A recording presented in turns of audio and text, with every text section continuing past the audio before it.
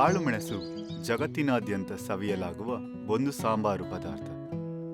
ಇದರ ಬೇಡಿಕೆ ಮತ್ತು ಬೆಲೆ ಸದಾ ಅಧಿಕವಾಗಿಯೇ ಇದ್ದುಕೊಂಡು ಬಂದಿದೆ. ಪ್ರಿಯ ರೈತ ಬಾಂಧವರೇ, ಕೇವಲ 1 ಕೆಜಿ ಕಾಳುಮೆಣಸು 400ರಿಂದ 500 ರೂಪಾಯಿ ಆದಾಯ ತರಬಲ್ಲದು ಎಂಬುದು ನಿಮಗೆ ತಿಳಿದಿದೆಯೇ? 1 ಎಕರೆಯಲ್ಲಿ ನೀವು ವರ್ಷಕ್ಕೆ ಕನಿಷ್ಠ 1000 ಕೆಜಿ ಕಾಳುಮೆಣಸನ್ನು ಬೆಳೆಯಬಹುದು. ಅಂದರೆ ಪ್ರತಿ ವರ್ಷಕ್ಕೆ ಸುಮಾರು 4ರಿಂದ 5 ಲಕ್ಷ ರೂಪಾಯಿಗಳ ಆದಾಯ. ನೀವು ಕಾಳುಮೆಣಸಿನ ವ್ಯವಸಾಯದಲ್ಲಿ ತೊಡಗಿಕೊಳ್ಳಬಹುದು. ಹೆಚ್ಚು ವಿಷಯಗಳನ್ನು ತಿಳಿಯಲು ಈ ವಿಡಿಯೋ ನೋಡಿ ಮತ್ತು ಕಾಳುಮೆಣಸು ವ್ಯವಸಾಯದ ರಹಸ್ಯಗಳನ್ನು ತಿಳಿದುಕೊಳ್ಳಿ.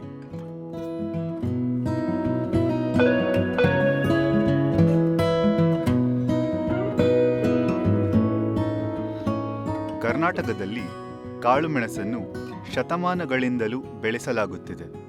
ನಮ್ಮ ರೈತರು ಪ್ರತಿ ವರ್ಷ ಸುಮಾರು 30,000 ಮೆಟ್ರಿಕ್ ಟನ್ಗಳಷ್ಟು ಕಾಳುಮೆಣಸನ್ನು ಉತ್ಪಾದಿಸುತ್ತಾರೆ. ಈ ವಿಡಿಯೋದಲ್ಲಿ ವಿವಿಧ ಪ್ರದೇಶಗಳ ರೈತರು ಕಾಳುಮೆಣಸಿನ ವ್ಯವಸಾಯಕ್ಕೆ ಸಂಬಂಧಿಸಿದ ಅನೇಕ ಅಂಶಗಳ ಕುರಿತು ಅವರ ತಿಳಿವನ್ನು ಹಂಚಿಕೊಳ್ಳುತ್ತಾರೆ. ನಾನು ಸುಮಾರು 100 ಪೆಪ್ಪರ್ ಗಿಡ ಹಾಕಿದ್ದೀನಿ. 100ರಲ್ಲಿ ಈಗ 50 ಫಲ ಕೊಡ್ತಾಯಿದೆ. ಇನ್ನು 50 ಎರಡನೇ ಬ್ಯಾಚ್ ಹಾಕಿದ್ದೀನಿ. ಎಲ್ಲ ಮರಗಳಿಗೂ ಒಪ್ಪಿಸಿದ್ದೀನಿ. ಈ ಪೆಪ್ಪರು ಏನಾಗುತ್ತೆ ಅಂತಂದರೆ ಯಾವಾಗಲೂ ಫಲ ಒಂದು ಸತಿ ಸ್ಟಾರ್ಟ್ ಆದಮೇಲೆ ಪ್ರತಿ ವರ್ಷ ಫಲ ಬರುತ್ತೆ. ಸ್ಟಾರ್ಟ್ ಆಗೋದು 2 ವರ್ಷಕ್ಕೆ ಬರೋದು, ಅದರಿಂದ ಲೇಟ್ ಆಗುತ್ತೆ. 2 ವರ್ಷ ಆದಮೇಲೆ ಕಂಟಿನ್ಯೂಸ್ ಆಗಿ ಮೇಂಟೆನೆನ್ಸ್ ಮಾಡಿದ್ರೆ ಚೆನ್ನಾಗಿ ಫಲ ಬರುತ್ತೆ. ಇಲ್ಲಿ ಮೆಣಸು ಏನಿದೆ, ಇದು ಒಂದು ಉಪಬೆಳೆ. ನಾವು ಉಪಬೆಳೆಯಾಗಿ ಇದನ್ನು ಇಲ್ಲಿ ಬೆಳ್ಕೊಳ್ತಿದ್ದೇವೆ. ಒಂದು ಗಿಡವನ್ನು ನೆಟ್ಟರೆ ಅದು 2ರಿಂದ 3 ವರ್ಷದಲ್ಲಿ ಇಳುವರಿ ಪ್ರಾರಂಭ ಆಗುತ್ತೆ.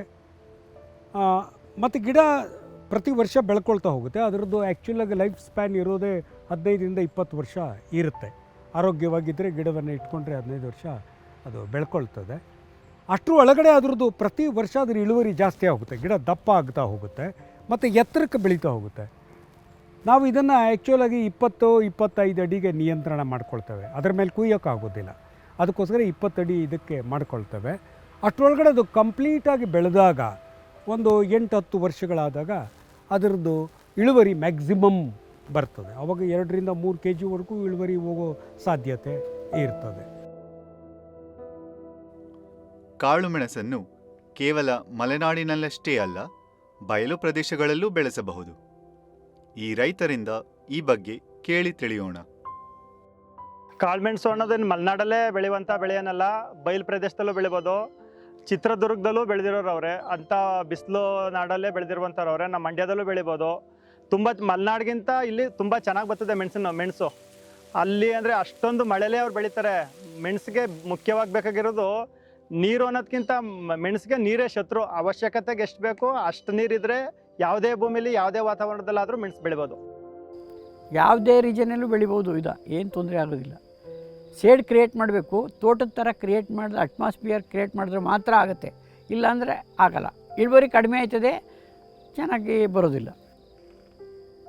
ಬ್ಲ್ಯಾಕ್ ಪೆಪ್ಪರು ನಮ್ಮ ವಲಯಕ್ಕೆ ಇದು ಸೆಮಿ ಮಲೆನಾಡು ವಲಯ ಆಗಿರೋದ್ರಿಂದ ಭಾರಿ ನೀರಾವರಿಯಿಂದ ಬೆಳೀತಕ್ಕಂಥ ಮೆಣಸನ್ನು ಇಲ್ಲಿ ಬೆಳೆಯೋಕ್ಕಾಗಲ್ಲ. ಅದರಿಂದ ಪಾಣಿಯವರು ಅದು ಈ ಏರಿಯಾಕ್ಕೆ ಅಡ್ಜಸ್ಟ್ ಆಗುತ್ತೆ.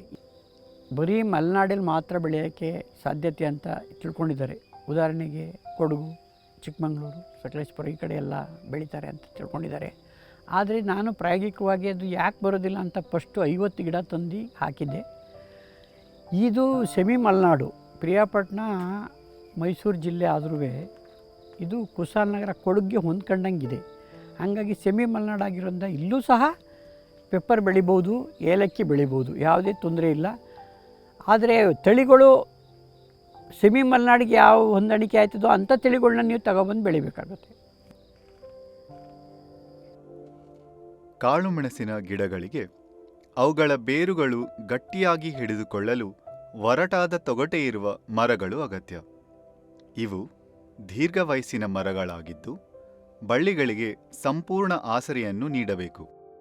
ಯಾವ ಮರಗಳು ಈ ಅಗತ್ಯವನ್ನು ಪೂರೈಸಬಲ್ಲವು ಎಂದು ನೋಡೋಣ. ಈ ಕಾಳುಮೆಣಸನ್ನ ಮಹಾಗನಿಗೆ ಹಬ್ಬಿಸ್ಬೋದು, ನಾಡಬೇವಿಗೆ ಹಬ್ಬಿಸ್ಬೋದು, ತೇಗದ ಮರಕ್ಕೆ ಹಬ್ಬಿಸ್ಬೋದು.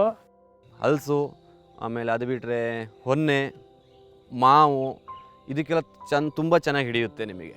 ಮತ್ತು ಅದರಲ್ಲಿ ಏನು ಬೆನಿಫಿಟ್, ಕಾಡು ಜಾತಿ ಮರಕ್ಕೆ ಹಾಕೋದ್ರಿಂದ ಏನು ಬೆನಿಫಿಟ್ ಇದೆ ಅಂದರೆ ನಮಗೆ ಮರ ಬಂದು ಸ್ಟ್ರೆಂತ್ ಇರುತ್ತೆ, ಬಡ್ಡೆ ದಪ್ಪ ಇರುತ್ತೆ. ಸಿಲ್ವರು ಮತ್ತು ಈ ನೀಲಗಿರಿ ಇವಕ್ಕೆಲ್ಲ ಹಬ್ಬಲ್ಲ, ಚೆನ್ನಾಗಿ ಅಂಟಲ್ಲ.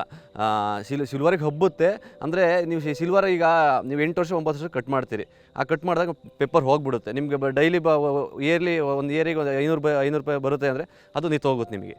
ಅದೇ ನೀವು ಕಾಡು ಜಾತಿ ಮರಕ್ಕೆ ಹಾಕಿದರೆ ಏನಾಗುತ್ತೆ ಅಂದರೆ ಅದು ಕಂಟಿನ್ಯೂ ಬರ್ತಾ ಇರುತ್ತೆ, ನೀರು ಹೋಗುತ್ತೆ, ಒಂದು 2 ವರ್ಷ 4 ವರ್ಷಕ್ಕೆ ಗಿಡ ಸಾಯಕ್ಕೆ ಸ್ಟಾರ್ಟ್ ಆಗುತ್ತೆ. ಅದೇ ಕಾಡು ಮರ ಬಂದು ನಿಮ್ಗೆ ಬೇರೆ ಸ್ಟ್ರೆಂತ್ ಇರುತ್ತೆ, ಅದು ಹೈಟ್ ಹೋಗಲ್ಲ. ಕಾಡು ಮರ ಜಾಸ್ತಿ ನಮ್ಗೆ ಗಾಳಿಗೆ ಶೇಕ್ ಆಗಲ್ಲ. ಆಗೇನಾಗುತ್ತೆ ಅಂದರೆ ಗಿಡ ಹೆಲ್ತಿಯಾಗಿ ಬರುತ್ತೆ. ಮತ್ತು ಕಾಡು ಜಾತಿ ಮರದಲ್ಲಿ ನಿಮಗೆ ಗೊಬ್ಬರ ಆಗುತ್ತಲ್ಲ, ಅದು ನೀವು ಬೇರೆ ಇದರಲ್ಲಿ ಗೊಬ್ಬರ ಆಗಲ್ಲ. ರೋಗಗಳನ್ನು ದೂರವಿಡಲು ಬಳ್ಳಿಯ ಬೇರುಗಳು ಅತಿಯಾದ ತೇವಾಂಶಕ್ಕೆ ಒಡ್ಡಿಕೊಳ್ಳದಂತೆ ಅವಕ್ಕೆ ರಕ್ಷಣೆ ಅಗತ್ಯ. ಅವನ್ನು ಎತ್ತರದ ಜಾಗಗಳಲ್ಲಿ ನೆಡುವುದು ಅತ್ಯಂತ ಸೂಕ್ತ, ವಿಶೇಷವಾಗಿ ಭಾರೀ ಮಳೆ ಬೀಳುವ ಪ್ರದೇಶಗಳಲ್ಲಿ.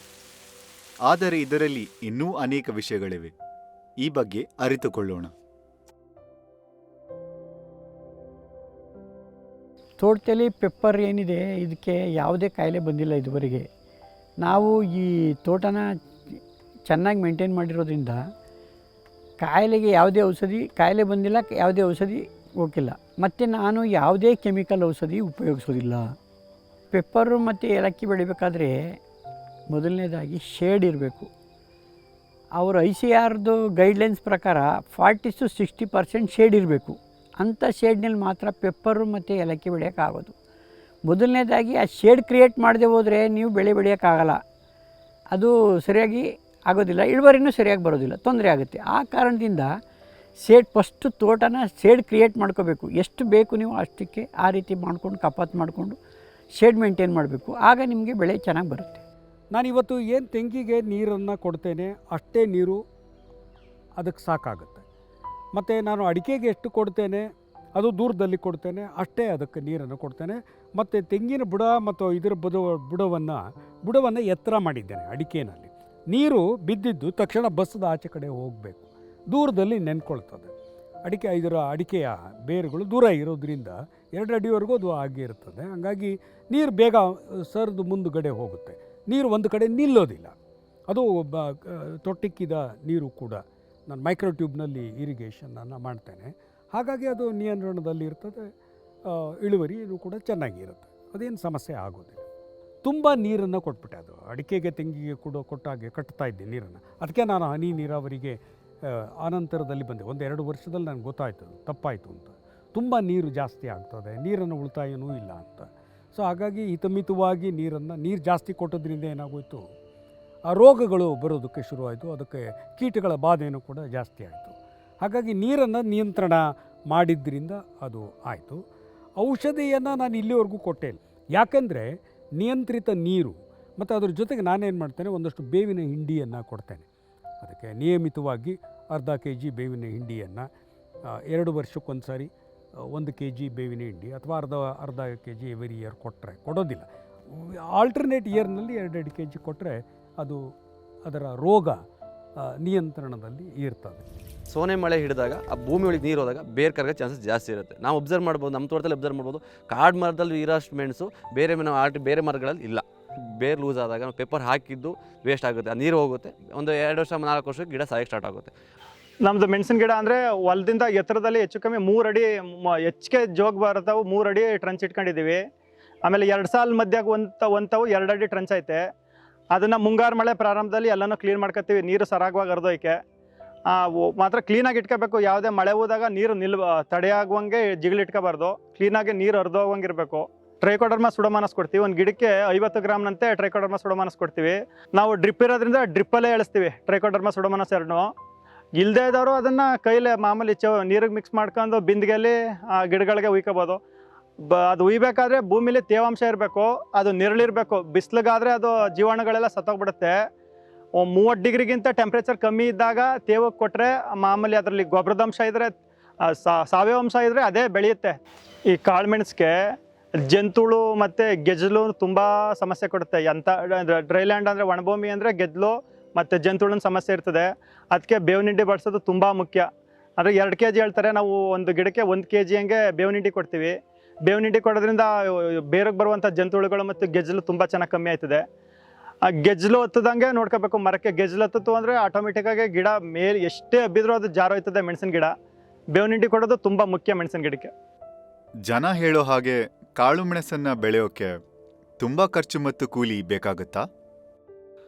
ಇನ್ನು ಮೆಣಸು ಪೆಪ್ಪರ್ಗೆ ಹಾಕುವ ನಮಗೆ ತೋಟದಲ್ಲಿ ಇನ್ನೊಂದು ಬೆನಿಫಿಟ್ ಏಕಿದೆ, ಮರ ಏಕಿರಬೇಕು ಅಂದರೆ ನಾವು ಪೆಪ್ಪರ್ ಹಾಕ್ತೀವಿ ಮೆಣಸು, ಅದಕ್ಕೂ 1 ರೂಪಾಯಿನೂ ಖರ್ಚು ಮಾಡಲ್ಲ. ಈಗ ಮರಕ್ಕೂ ಹೇಗೆ ಖರ್ಚು ಮಾಡಲ್ಲ, ಪೆಪ್ಪರಿಗೂ ಖರ್ಚು ಮಾಡಲ್ಲ. ಹಾಕ್ತೀವಿ, 4 ವರ್ಷಕ್ಕೆ ಕ್ರಾಫ್ಟ್ ಸ್ಟಾರ್ಟ್ ಆಗುತ್ತೆ. ಒಂದು ಮರಕ್ಕೆ ನಮಗೆ ಅರ್ಧ kg 1 kg ಬಿಟ್ಟರು 500 ರೂಪಾಯಿ ವರ್ಷಕ್ಕೆ ಬರುತ್ತೆ. ಅದು ಬೇರೆ ಕೆಲಸಕ್ಕೆ ಖರ್ಚಿಗೆ ಆಗಲಿ. ನಾವು ಆ ಥರ ಟನ್ಗಟ್ಟಲೆ ಬೆಳೀತಾ ಹೋದಷ್ಟು ನಮಗೆ ಇನ್ಕಮ್ ಜಾಸ್ತಿ. ಕಾಫಿಗಿಂತ ಜಾಸ್ತಿ ಪೆಪ್ಪರಲ್ಲೇ ಬರೋ ಚಾನ್ಸಸ್ ಇದೆ.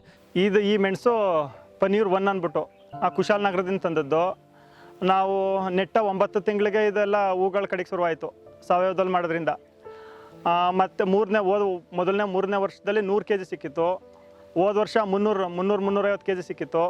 ಈ ವರ್ಷ ಎಲ್ಲ ಚೆನ್ನಾಗಿ ಹೂ ಬಿಟ್ಟೈತೆ, ಫಸಲು ಚೆನ್ನಾಗೇ ಐತೆ. ಈ ವರ್ಷ ಫಸಲು ಮೆಣಸು ನೆಟ್ಟ 3ನೇ ವರ್ಷದಿಂದ ಆದಾಯ ಬಂತು. 3ನೇ ವರ್ಷದಲ್ಲಿ ಒಂದು 100 kg ಅಷ್ಟು ಸಿಕ್ಕಿತ್ತು. ಹೋದ ವರ್ಷನೇ ಹೆಚ್ಚಿಗೆ ಅಂದರೆ ಹೆಚ್ಚು ಕಮ್ಮಿ ಒಂದು 350-400 kg ಅಷ್ಟು ಸಿಕ್ತು. ಒಂದು 2 ಲಕ್ಷದವರೆಗೂ ಆದಾಯ ಆಗೈತೆ ಒಂದು ವರ್ಷಕ್ಕೆ. ಹೋದ ವರ್ಷ ನಮಗೆ. ಕೆಂಪಯ್ಯನವರ ಬಳಿ 4 ವರ್ಷ ವಯಸ್ಸಿನ 100 ಕಾಳು ಮೆಣಸಿನ ಗಿಡಗಳಿವೆ. ಪ್ರತಿ ಗಿಡವು 300 ಗ್ರಾಂ ಬೆಳೆ ನೀಡುತ್ತದೆ. 7 ತಿಂಗಳುಗಳ ಹಿಂದೆ ಫಸಲನ್ನು ಮಾರಿದಾಗ ಅವರಿಗೆ ಕೆಜಿಗೆ 1200 ರೂಪಾಯಿ ದೊರೆಯಿತು. ಕಿರಣ್ ಅವರ ಬಳಿ ಪನಿಯೂರು 1 ತಳಿಯ ಗಿಡಗಳಿವೆ. ಈ ಹಿಂದೆ ಅವರಿಗೆ 1 ಗಿಡದಿಂದ 3 kg ಬೆಳೆ ದೊರೆತಿತ್ತು ಮತ್ತು ಕೆಜಿಗೆ 480ರಿಂದ 550 ರೂಪಾಯಿಗೆ ಮಾರಿದ್ದರು. ಶಿವನಂಜಯ್ ಅವರ ಬಳಿ ಪನಿಯೂರು 1 ತಳಿಯ 450ರಿಂದ 500 ಗಿಡಗಳಿವೆ. 6 ವರ್ಷ ವಯಸ್ಸಿನ ಈ ಗಿಡಗಳಿಂದ ಅವರಿಗೆ 4ರಿಂದ 5 ಕ್ವಿಂಟಲ್ ಕಾಳುಮೆಣಸುಗಳು ದೊರೆಯುತ್ತದೆ ಮತ್ತು ಕೆಜಿಗೆ 450ರಿಂದ 500 ರೂಪಾಯಿಗೆ ಮಾರಿದ್ದಾರೆ. 2018ರಿಂದ ಭಾರತದಿಂದ ಕಾಳುಮೆಣಸು ರಫ್ತಾಗುವ ಪ್ರಮಾಣವು ಸ್ಥಿರವಾಗಿ ಉಳಿದಿದೆ ಮತ್ತು ಮಾರುಕಟ್ಟೆಯ ಬೇಡಿಕೆ ಒಂದೇ ಸಮನಾಗಿದೆ. ಕರ್ನಾಟಕದ ರೈತರಿಗೆ ಇದು ಒಂದು ಒಳ್ಳೆಯ ಅವಕಾಶವನ್ನು ಒದಗಿಸುತ್ತದೆ. ನಮ್ಮ ರೈತ ಬಾಂಧವರೇ, ಮರಗಳೊಂದಿಗೆ ಕಾಳುಮೆಣಸನ್ನು ಬೆಳೆದು ಅದರ ಅದ್ಭುತ ಲಾಭವನ್ನು ಪಡೆದುಕೊಳ್ಳೋಣವೇ?